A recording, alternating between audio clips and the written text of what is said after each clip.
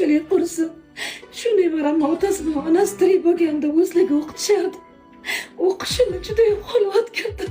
Qaniydi imkoniyatim bo'lganda. Dadajon, buvijon, mayishga ketdi.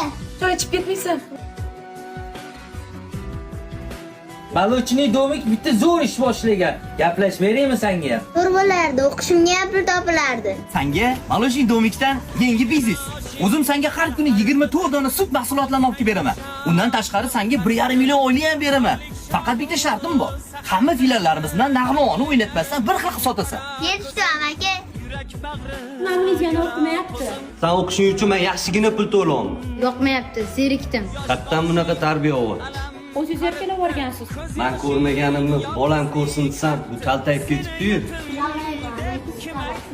Sotib yuribsanmi? Sut sotib o'qishimga pul topolman. 5 so'mga bersa 10 so'm qilib sotib yuribsan-ya. Yo'q, ustiga ortiqcha pul qo'ymayman. Sut oqilov narsa, kelishuvimiz bor. Sutni menga ber bolam. Gap yo'q, mushuk bola ekansan. Bo'ladigan bola 10 yoshida ham oilasiga bosh bo'ladi. Bo'lmaydigani 30 yoshida ham yosh bo'lar ekan. Nima bo'ladi?